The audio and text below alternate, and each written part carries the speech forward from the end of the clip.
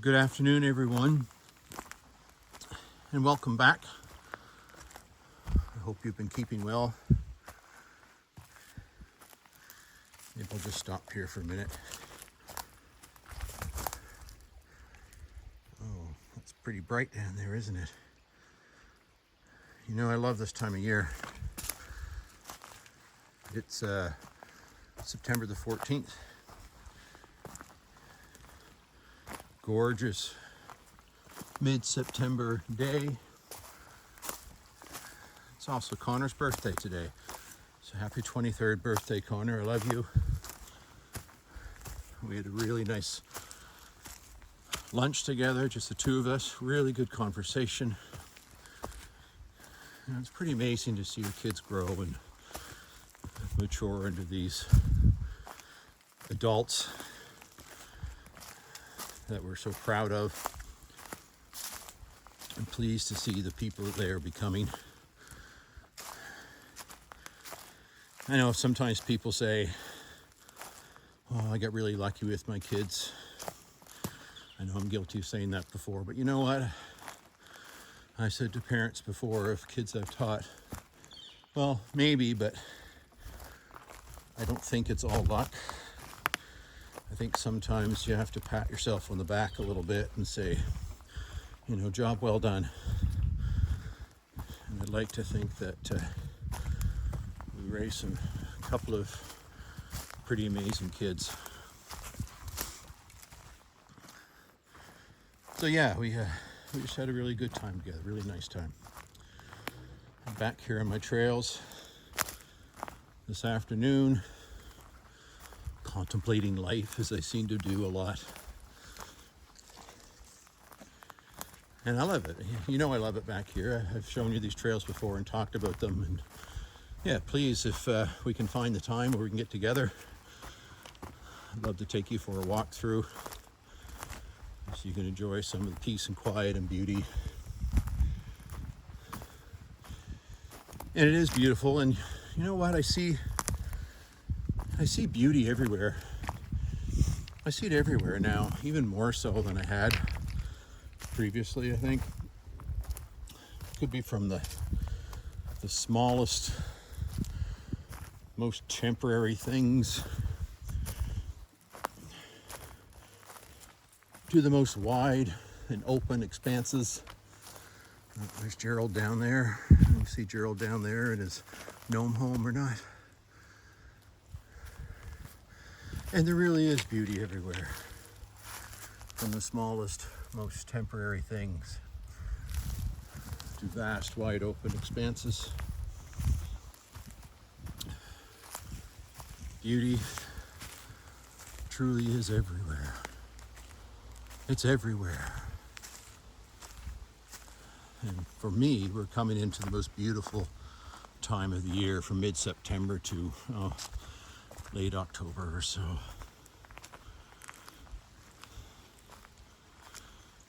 The conversations I have, I find, are deeper. They mean more to me. The relationships that I have are deeper. They mean more to me. And I was watching a YouTube channel the other day, and it really got me thinking. Because he was essentially posing the question, what would you do if tomorrow was your last day? What would you do if tomorrow was your last day? Well, I'd tell the people that I love them. And I think I'd spend the day in nature. Just listening to the chickadees, to the blue jays. I hear chickadee and blue jay right now. Listen to the whispering of the leaves on the trees as they were doing a few minutes ago.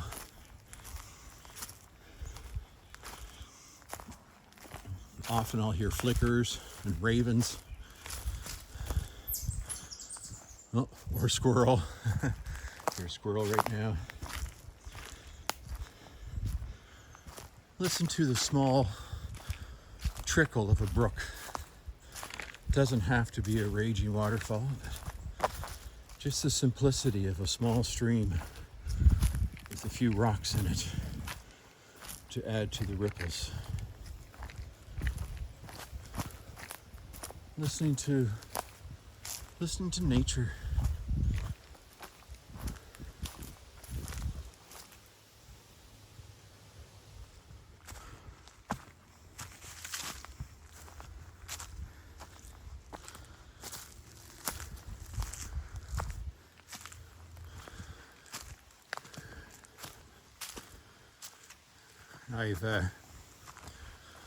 I've moved on along the trail and now going up the old mountain road or mountain trail.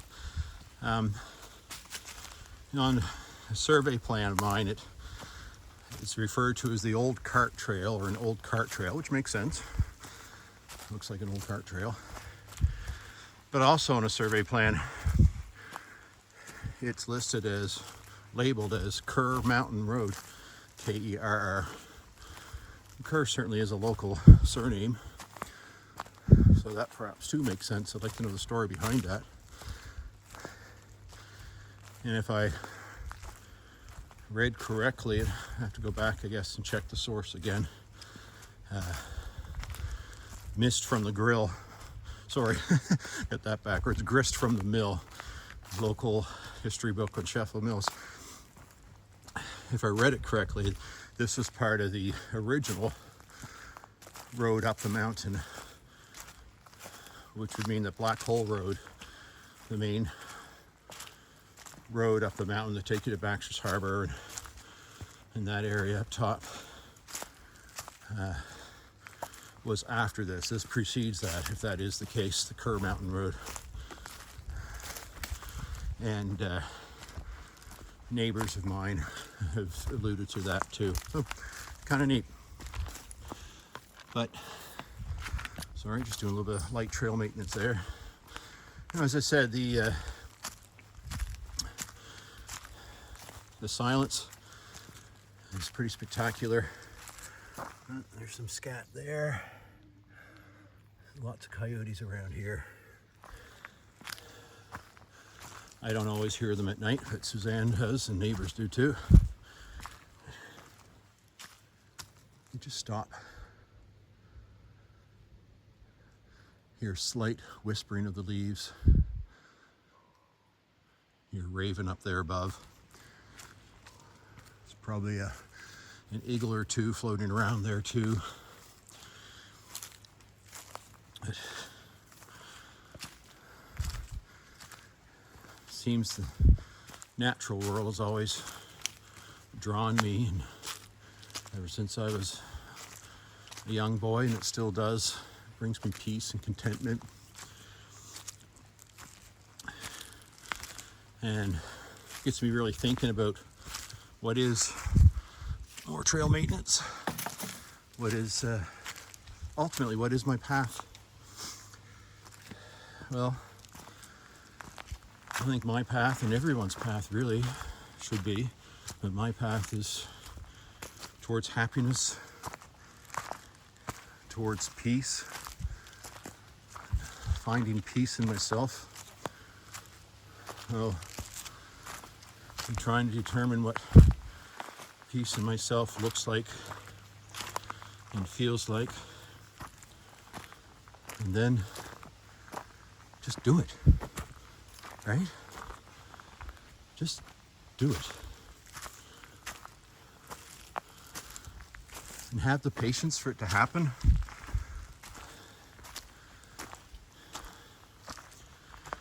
And I've learned over the last few years that we all have the right to reinvent ourselves, to make time for ourselves, make time for rest, to rest your mind. So find your peace. whatever that might be for you, whatever it might look like for you. You know, I hinted before about struggling sometimes to accept myself, to accept who I am.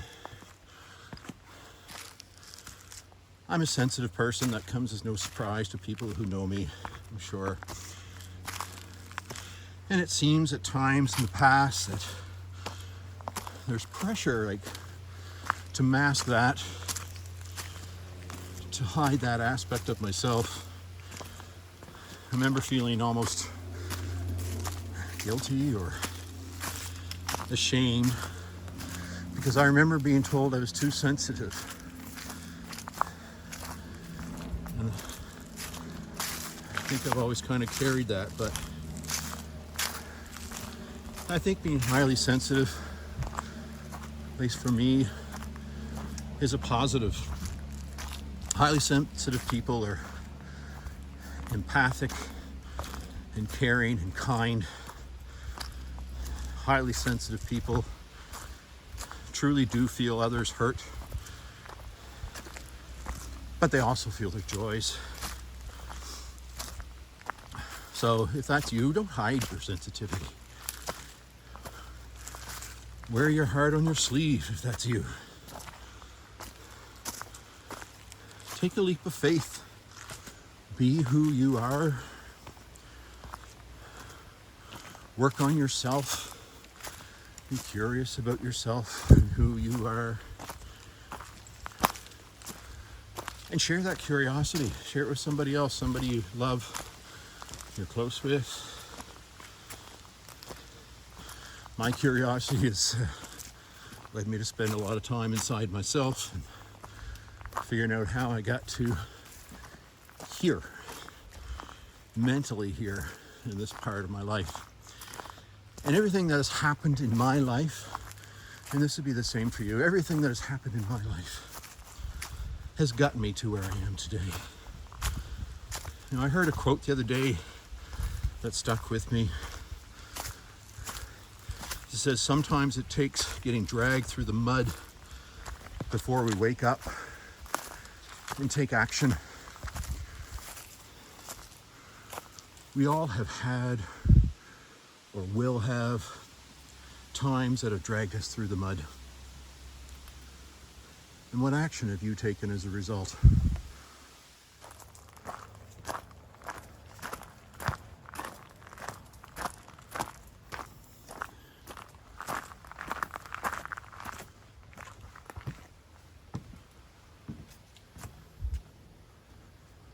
Look at that.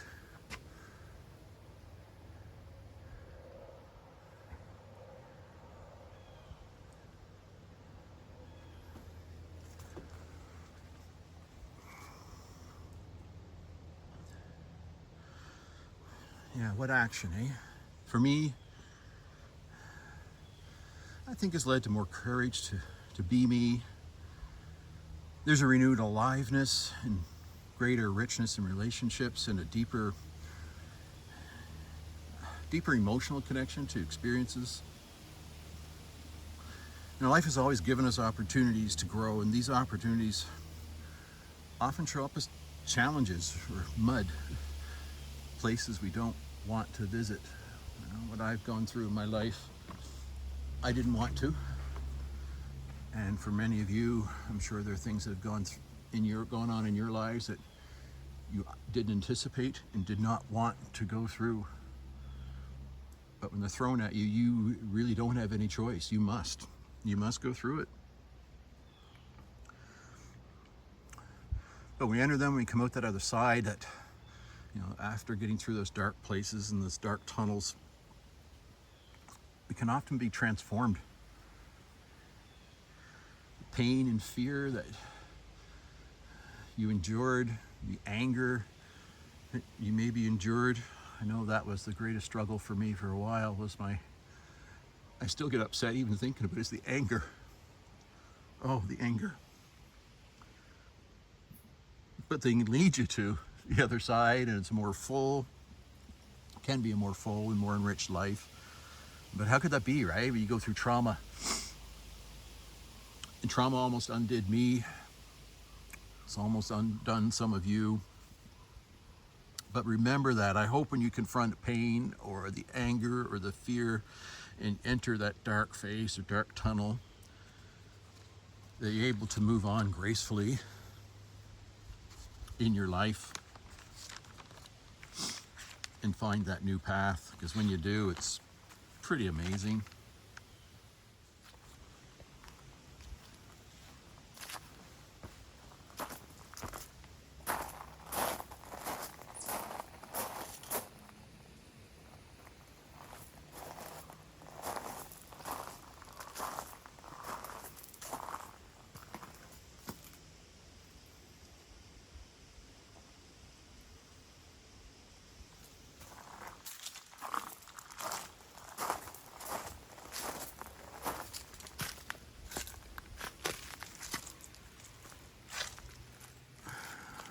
Pretty nice place to sit up here. Don't want to complain about the sun because it's beautiful, but it's pretty bright right now.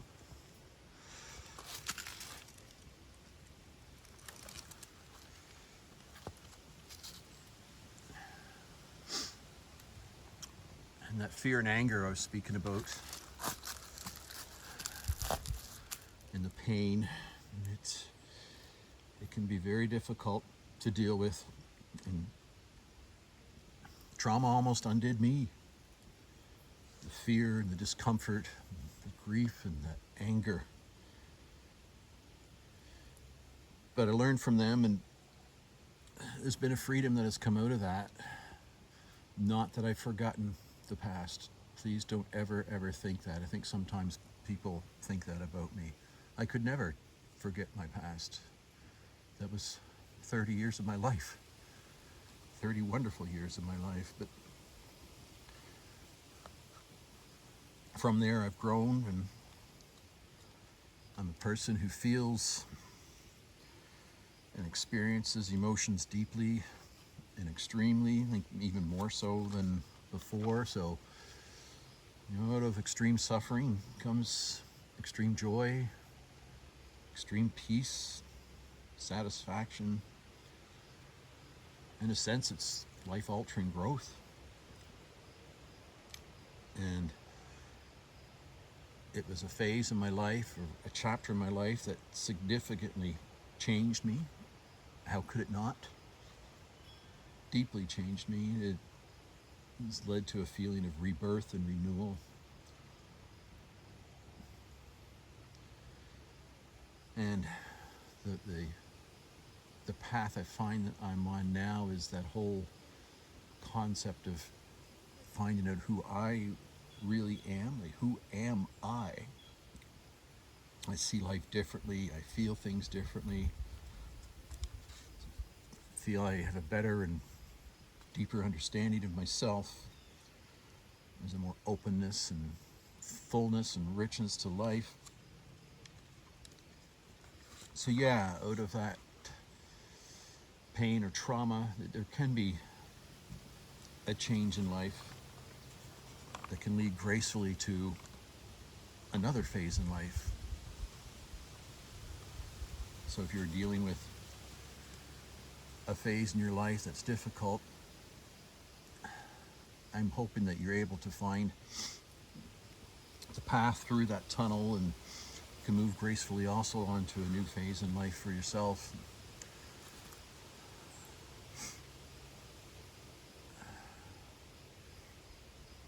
I'm just thinking again where I am right now, and to have this, I call it my backyard walk. I mean, this is not my backyard, it's somebody else's, who they gracefully let people come and enjoy their gardens and grounds. And it really is quite lovely, and I feel so fortunate to have this, just be able to walk from my house to here.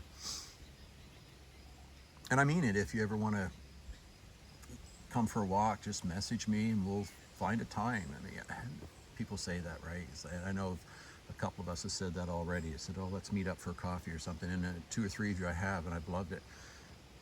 But those others, I still want to touch base and reach out and be able to have a coffee or go for a walk too. So if you really want to go for a walk, a backyard walk with me, yeah, just shoot me a message or a note, and let's make it happen.